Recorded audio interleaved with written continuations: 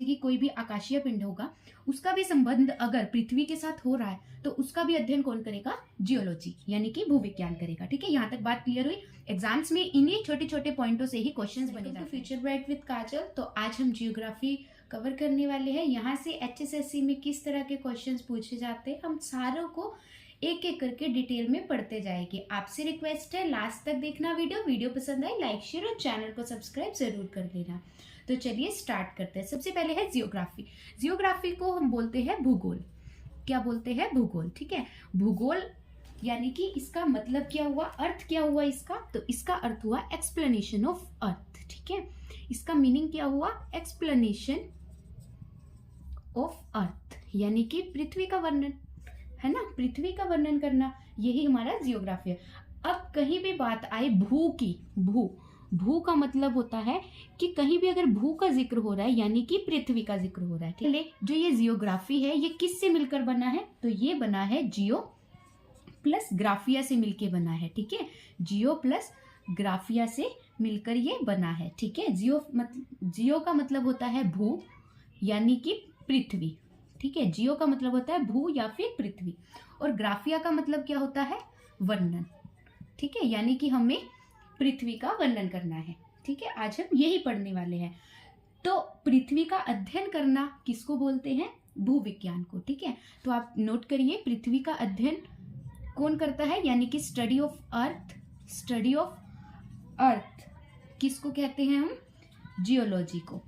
ठीक है, अगर कि कोई भी आकाशीय पिंड होगा उसका भी संबंध अगर पृथ्वी के साथ हो रहा है तो उसका भी अध्ययन कौन करेगा? जियोलॉजी यानी कि भूविज्ञान करेगा। ठीक है, यहाँ तक बात क्लियर हुई। एग्जाम्स में इन्हीं छोटे छोटे पॉइंटों से ही क्वेश्चंस बने जाते हैं कि जियोग्राफी जो है वो कौन सी भाषा का शब्द है? तो ये हमारा ग्रीक भाषा का शब्द है। कौन सी भाषा का? ग्रीक भाषा का शब्द है।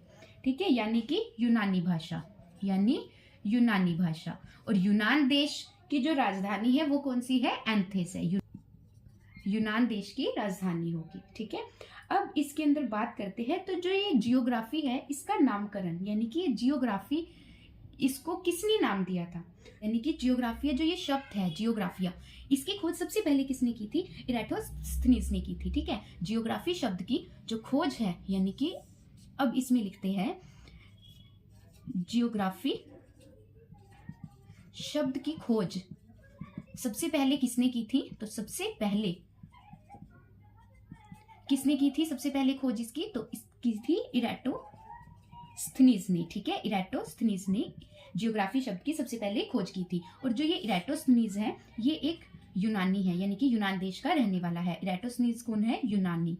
ठीक है, ये इराटोस्थनीज जो है ये एक यूनानी है। ठीक है, तो इसने सबसे पहले जियोग्राफी शब्द की खोज की थी और इसी करके इसको फादर ऑफ इराटोस्थनीज को फादर ऑफ जियोग्राफी बोला जाता है। जियोग्राफी बोला जाता है। ठीक है, फादर ऑफ जियोग्राफी कौन है? इराटोस्थनीज। ठीक है, अब जो ये इराटोस्थनीज है इसने पृथ्वी की त्रिज्या को भी सबसे पहले मापा था। जो ये इराटोस्थनीज है इसने जियोग्राफी शब्द की खोज के साथ साथ पृथ्वी की त्रिज्या को भी मापा था। ठीक है, त्रिज्या को मापा था सबसे पहले, इसी ने मापा था पृथ्वी की त्रिज्या को।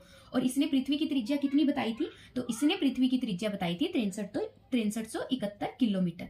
ठीक है, ये इसने पृथ्वी की त्रिज्या बताई थी किसने? इराटोस्थनीज ने। तो ये बहुत इंपॉर्टेंट है कि जियोग्राफी शब्द की खोज सबसे पहले किसने की थी? इराटोस्थनीज ने।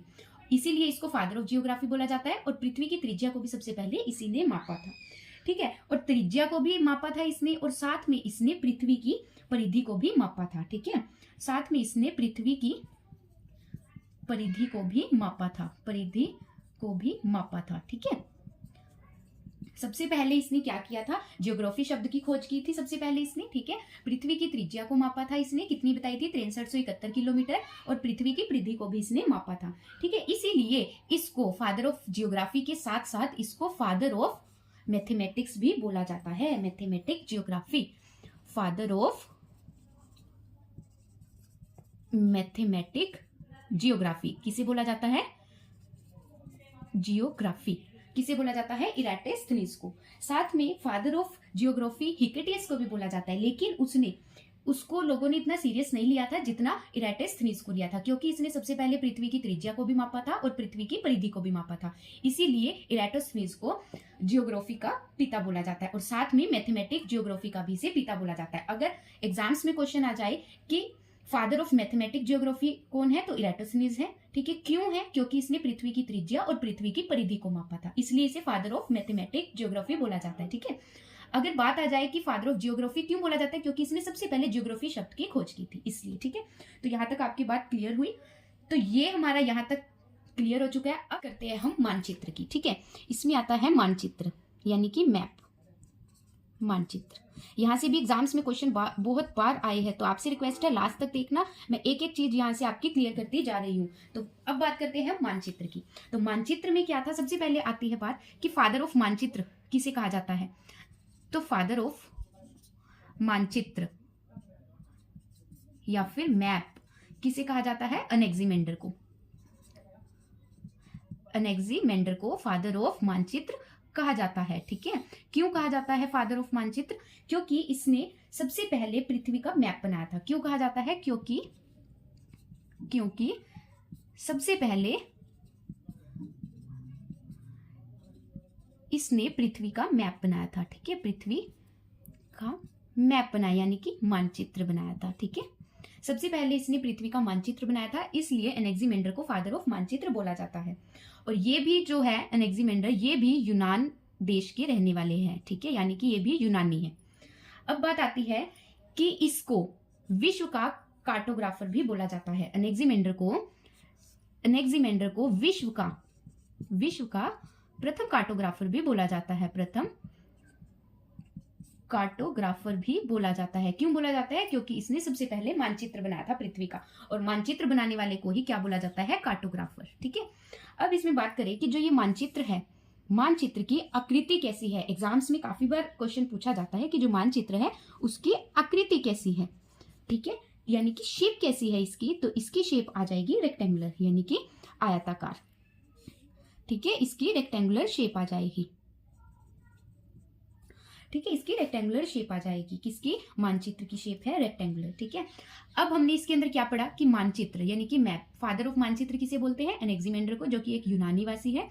ठीक है, क्यों बोलते हैं, क्योंकि सबसे पहले इसने पृथ्वी का मानचित्र बनाया था, और इसको विश्व का प्रथम कार्टोग्राफर भी बोला जाता है। कार्टोग्राफर किसे बोलते हैं, जो मानचित्र बनाता है। ठीक है, अब बात आती है ग्लोब की। ठीक है, मानचित्र हमने पढ़ लिया, अब बात आती है ग्लोब की। ठीक है, ग्लोब की बात आती है, तो ग्लोब में भी क्या होगा, फादर ऑफ ग्लोब किसे बोला जाता है, तो फादर ऑफ ग्लोब बोला जाता है मार्टिन बेहम को। ठीक है, अब इसमें क्या आता है, ग्लोब आखिरकार बोलते किसको है, तो ग्लोब जो है ये हम किसे बोलते हैं, तो पृथ्वी की डमी को ही ग्लोब कहा जाता है। ठीक है, तो आप लिखिए साथ साथ, पृथ्वी की डमी को ग्लोब कहा जाता है। ठीक है, पृथ्वी की डमी को ग्लोब कहा जाता है। अब पृथ्वी जो ये है, ग्लोब का फादर कौन है, किसे बोला जाता है, ग्लोब का फादर मार्टिन बेहम को। ठीक है, फादर ऑफ ग्लोब किसे बोला जाता है, मार्टिन बेहम को। ठीक है, जो कि जर्मनी का रहने वाला है। ठीक है, जो कि जर्मनी का रहने वाला है मार्टिन बेहम। ठीक है, जर्मनी का ये रहने वाला है। अब इसमें क्या आता है, इसने मार्टिन बेहम ने सबसे पहले ग्लोब बनाया था। ठीक है, मार्टिन बेहम ने सबसे पहले ग्लोब बनाया था, और कब बनाया था पहला ग्लोब, तो पहला ग्लोब इसने बनाया था 1492 एडी में इसने बनाया था। एनो डोमिनी में इसने बनाया था, 1492 में इसने बनाया था। ठीक है, अब इसकी बात करते हैं कि ग्लोब की आकृति कैसी है। ठीक है, ग्लोब की आकृति यानी कि शेप कैसी है ग्लोब की, तो ये आ जाएगी सेब की जैसी है। ठीक है, यानी कि जो ये ग्लोब है ये सेब के जैसे दिखता है, सेब के जैसे दिखता है। ठीक है, दिखता है, क्यों दिखता है, क्योंकि हमारी जो ये ग्लोब है ये हमारा ऊपर से इस तरह से है, पूरा गोल नहीं है, ये हमारा इस तरह से है, इसलिए ये सेब के जैसा है, पूरा गोल नहीं है ये हमारा ऊपर और नीचे से फ्लैट है, इस करके ये हमारा ग्लोब के जैसे दिखता है। ठीक है, तो यहाँ तक ये क्लियर हुआ। तो स्टूडेंट्स, नेक्स्ट मैं आपके लिए इसी जो मैंने यहाँ पर आपको आज करवाया इस क्लास में, उसी से रिलेटेड मैं क्वेश्चंस लेकर के आऊंगी, एमसीक्यूज, जो कि जिससे आपकी प्रैक्टिस भी साथ साथ हो जाएगी और आपने जो पढ़ा है आपको पता लग जाएगा कि ये मैंने इतना पढ़ा है और मुझे ये अच्छे से समझ आ गया है। तो अब मिलते हैं अपनी अगली वीडियो में, हम इससे आगे का कवर करेंगे। ठीक है, थैंक यू। वीडियो पसंद आए लाइक शेयर और चैनल को सब्सक्राइब जरूर कर देना। Thank you so much.